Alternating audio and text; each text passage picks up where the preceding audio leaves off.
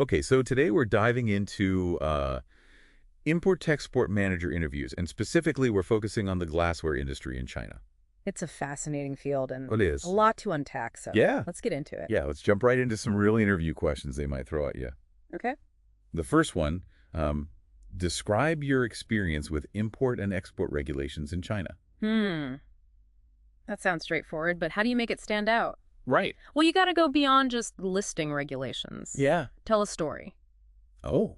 Think about a time you faced, like, a tricky customs issue Oh, well. or maybe a sudden regulatory change, Okay. and then walk them through how you handled it, what the outcome was. So show them that you can think on your feet. Exactly. Problem solving is key. Okay, so instead of just saying, I'm familiar with HS codes, Right. I might say, when new labeling requirements were introduced for glassware imports, I quickly adapted our procedures to ensure compliance and avoid costly delays. See, that's perfect. You've showcased your knowledge, your problem-solving skills, and that proactive approach. Oh, I like that. And be ready for follow-up questions they might ask you. What was the biggest challenge you faced in that situation? Or how did you ensure everyone involved was on the same page? Oh, so they're going to dig deep. Oh, yeah, they want to see how you think. Okay, so be prepared for those follow-ups. Always. Let's move on to another question. Okay. This one's pretty common. What experience do you have negotiating with Chinese suppliers and logistics partners? This one is all about cultural nuances. Oh, okay. You got to show them you understand the Chinese business culture. Got it. RoleCatcher's Career Guide actually emphasizes building relationships, Okay. respecting hierarchy, and understanding the concept of face. Oh, that's interesting. So you could say something like, I always make an effort to build personal connections with my Chinese counterparts before diving into business negotiations. That makes sense. Right, it shows you're not just there for the transaction. You value those long-term relationships, which are crucial in Chinese business culture. Okay, and I bet they'll have follow-ups for this one, too. For sure, be prepared for questions like, tell me about a time you had to compromise during a negotiation with a Chinese supplier, or how do you handle disagreements while maintaining a respectful relationship? It's all about navigating those tricky interpersonal dynamics. Yeah, exactly. Okay, now let's talk about logistics. Okay. Glassware is fragile. Very. So this is a key area. really going to come up. Definitely expect a question like, how do you manage logistics for large-scale exports of glassware? And what are they looking for there? They want to see that you can handle the complexity, Okay. multi-party coordination, timely delivery, mitigating the risks specific to fragile goods. Right. So I should probably highlight my experience with securing appropriate insurance, Yes, choosing reliable shipping partners, absolutely. implementing quality control measures. Throughout the process, yes. Okay. And have a specific example ready. Like in my previous role, I implemented a new packaging protocol that reduced breakage during shipping by 15%. Oh, wow. Quantifiable results. That is a good idea. I'm noticing a pattern here. What's that? Knowledge action results. Exactly. Okay, so now I want to talk about staying ahead of the curve. Okay. I bet they're interested in how we keep up with industry trends and the ever-changing Chinese market.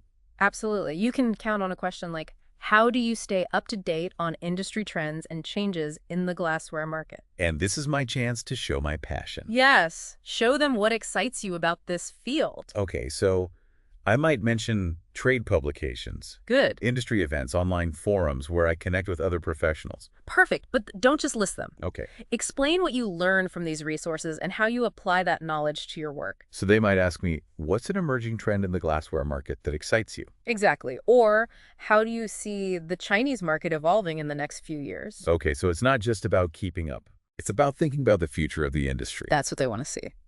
Okay, now before we dive into more questions, Okay. let's talk about RoleCatcher's AI for a moment. Yes. How can it help us tailor our answers for this specific role? Well, RoleCatcher analyzes the job description, identifies the keywords and skills the employer is looking for. So it's like a personalized cheat sheet.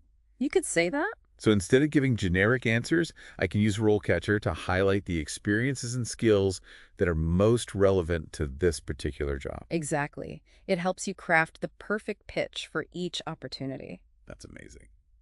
It is a powerful tool. I'm feeling a lot more confident already. Good. I'm glad. Let's tackle a few more questions. Sounds good. How about those tricky ones that focus on leadership and problem solving? Great idea. Those are essential for any management role. Okay, let's dive into those. Let's do it. Okay, so let's talk about a question that often comes up in management interviews. Okay. Describe your leadership style. Ooh, yeah, that's a classic. Right, and they're not just looking for a label like democratic or transformational. Right. They want to understand how you actually motivate and guide your team. To get stuff done. Exactly, to achieve results. So should I focus on specific examples Yes. of how I've led teams in the past? Give them concrete examples. Right. Maybe talk about a successful project where your leadership played a key role. And I guess I should think about the qualities that are important for this role. Absolutely, and RoleCatcher can help with that. Oh, how so? It highlights things like strong communication, the ability to delegate effectively, and creating a positive team environment. So instead of just saying, I'm a good communicator, Right. I could say, I believe in clear and open communication in my previous role. I implemented weekly team meetings to ensure everyone was aligned on goals and progress. No, that's a great example. Okay. You've provided context and demonstrated your leadership in action. Okay. But be ready for follow-up questions. Like? They might ask, how do you handle conflict within a team? Or what's your approach to providing constructive feedback? Oh, yeah, those tricky interpersonal situations. Exactly. Okay, now let's talk problem solving. Okay. I'm sure they want to see how we handle those inevitable challenges. Oh, for sure. You can expect a question like, tell me about a time you faced a major setback in a project. How did you resolve it? So should I focus on a specific example related to glassware or the Chinese market? It's always good to tailor your answers, but don't be afraid to draw from other experiences if they highlight the relevant skills. Okay. The key is to walk them through your thought process. So how I identified the problem, Yes. the steps I took to gather information, Right? explore solutions. Exactly, and emphasize the outcome. Did I resolve the issue? Yes. Did you learn something valuable from the experience? They want to see that I can learn from my mistakes. Exactly. They're looking for evidence of your problem-solving abilities. Okay, and I bet there will be follow-up questions here too. Most likely, they might ask, what was the most difficult part of that situation? Or what would you do differently next time? So it's about showing them that I'm not only competent, but also self-aware. Precisely. Okay, now let's shift gears to a topic that's particularly relevant to the glassware industry. Okay. Supply chain risk. Yes. Given the fragile nature of glassware, they'll definitely want to see that you understand the potential risks. And how to mitigate them? Exactly. Expect a question like, describe your experience managing supply chain risk in the glassware industry. Okay, so I should be prepared to talk about things like breakage shipping delays, quality control issues, Yes, all of those. and maybe even geopolitical factors. That could disrupt the supply chain, absolutely. So it's not just about listing the risks. You need to talk about the strategies you've used to address them. Okay, so for example, I might mention working with reputable suppliers Good. who have strong quality control measures, Yes. or diversifying my sourcing, To reduce reliance on a single supplier, excellent. and implementing robust tracking systems. To monitor those shipments, that's important. I could also highlight any proactive measures I've taken, like having contingency plans in place, Perfect. or staying informed about potential disruptions. Through industry news and alerts, yes, that shows foresight. So it's about showing them I'm not just aware of the risk, I'm actively thinking about how to manage them. Exactly. And they might follow up with questions like, what's the biggest supply chain risks you foresee in the near future? Or how would you handle a sudden disruption in the supply of a critical component? Always be prepared for those curveballs. Always. Okay, now, before we move on to more questions, Okay. let's circle back to RoleCatcher. Sure. How can its AI features help us prepare for these tricky behavioral questions? Well, what's fascinating about RoleCatcher is that it goes beyond just providing sample answers. Okay. It actually analyzes your practice responses and provides personalized feedback. Wow.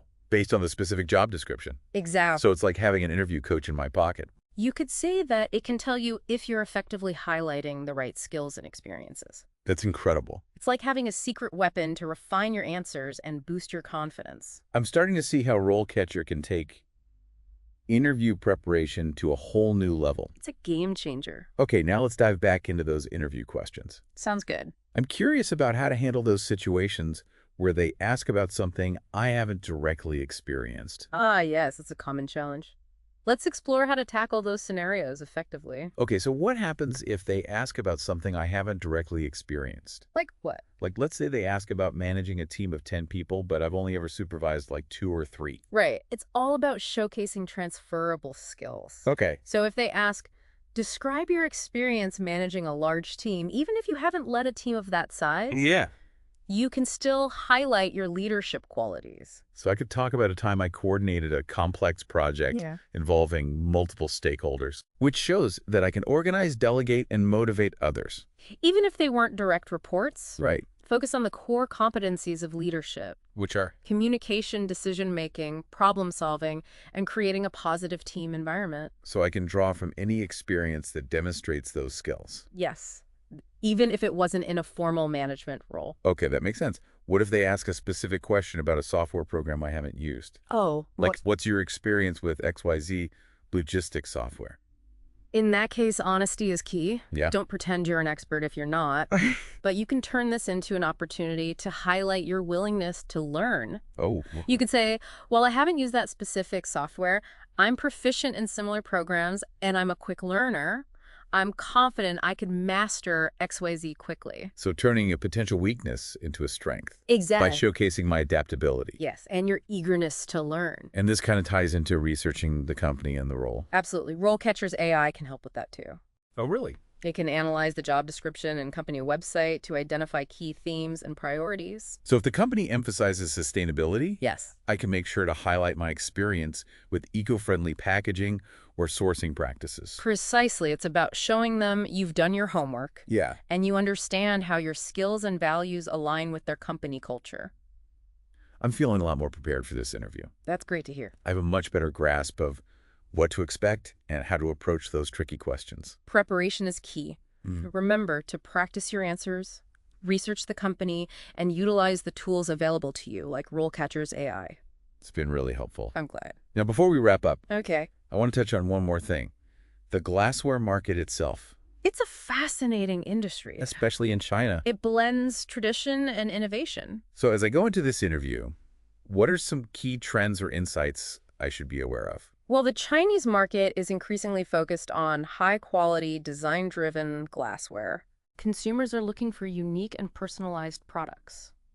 So I could mention my interest in the latest design trends. Yes. Or my understanding of the growing demand for customized glassware. Absolutely. It shows you're passionate about the product and the market. This has been an incredibly insightful deep dive. It has been a pleasure. I feel much more prepared to tackle this interview, not just from a technical standpoint, but also with a deeper understanding of the industry and the role itself. Remember, confidence is key. Go into that interview showcasing your knowledge, your passion, and your unique skills. And don't forget, RoleCatcher is there to support you every step of the way. Good luck. And to all our listeners out there, keep learning, keep exploring, and remember, your dream job is out there waiting for you until next time. Happy diving.